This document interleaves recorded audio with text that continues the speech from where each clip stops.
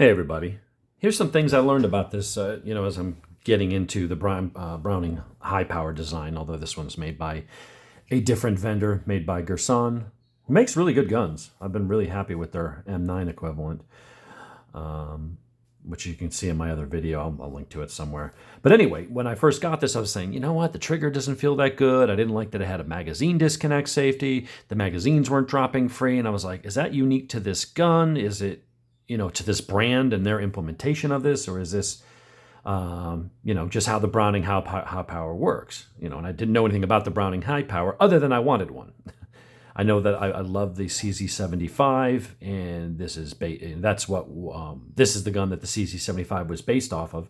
I feel in a couple ways CZ improved on it, so I'm definitely going to get one of those in my collection. But what you can do, and I can't show you how I did it here because that would be a violation of the YouTubes by showing modification or tinkering with a weapon. So I'll talk to it. There are other places I can do it, but they'll demonetize me. I don't want to do that. So I will follow the rules, as dumb as I think they are. It's their place, their rules. But there are other videos out there that you can Google what I'm talking about on YouTube. And that's the magazine disconnect. That you can be removed. Requires removing a little pin in there and then taking the slide off and moving a piece around and pulling out the plunger and the spring and then putting it back together. On this gun, I had to actually drive the trigger pin out. The videos that I saw, I could not get that thing out at all. So I had to actually drive the main pin out for the trigger and then move the trigger out of the way. And then the thing actually shot across the garage. So I was like, all right, mission accomplished. And now, magazines pop free. Before they would not. You had to actually shake it. And the whole point of that magazine disconnect is it's technically a safety, but not in a way of, oh, you've made the gun less safe. You got rid of the safety. Now it could go off. No, it's nothing like that. This is where someone's about to take your gun from you and it's loaded.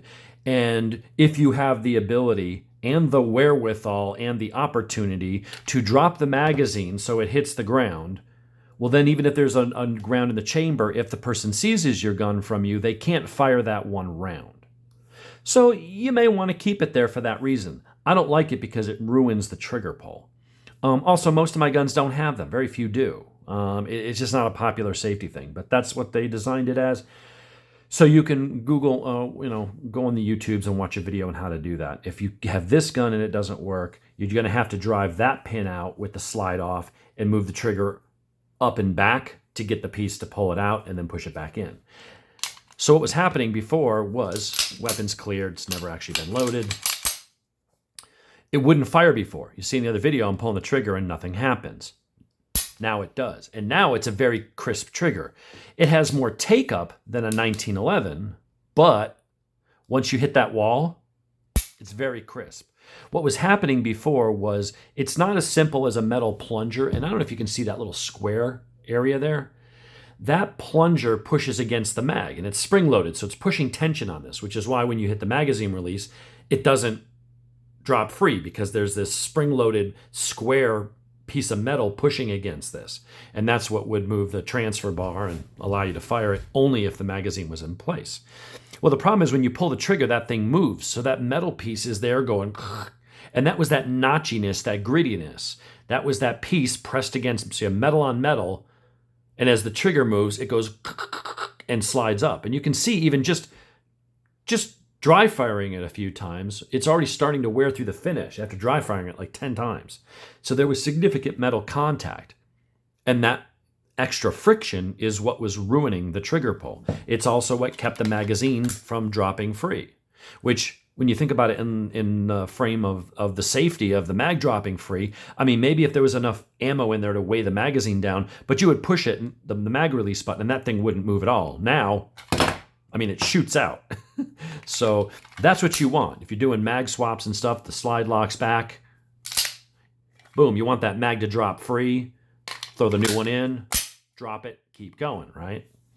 So anyway, now it has a nice crisp trigger pull, hasn't changed anything. Safety's on, cocked and locked, can't fire. But now you got a really nice trigger pull. Very nice and crisp. The reset is lengthy compared to a 1911. See if you can even hear it. So it's long, but then you take up that creep, and once you're back on that with the that little bit of creep gone, you're pushing against the sear. Very, very light. That's a nice trigger pull. I'm not going to go and say it's awesome, but it's really good. It's not bad now. Getting rid of that is probably the one must-do mod for high powers and high power clones, is just get rid of that.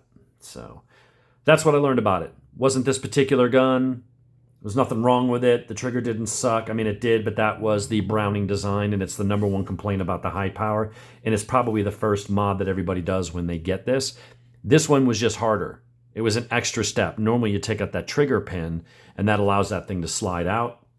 In this case, had to drive out the entire trigger pin that holds the housing, holds the trigger into the housing, and then I was able to get that piece out. So there you go.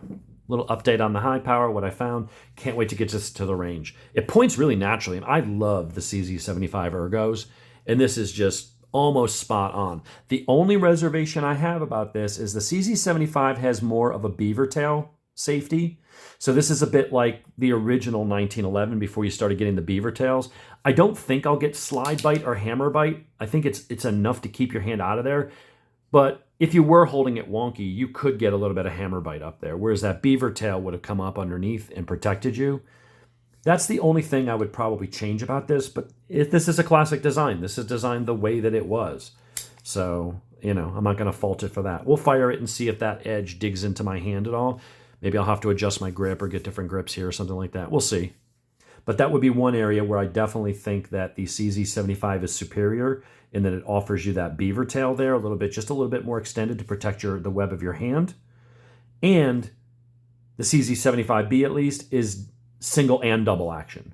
So you don't have to carry it cocked and locked. You can carry it with the hammer down, and just like the M9, the Beretta, pull the trigger the first time and then it'll bam, go off. And then, of course, every time the slide is coming back under recoil, it recocks the hammer for you.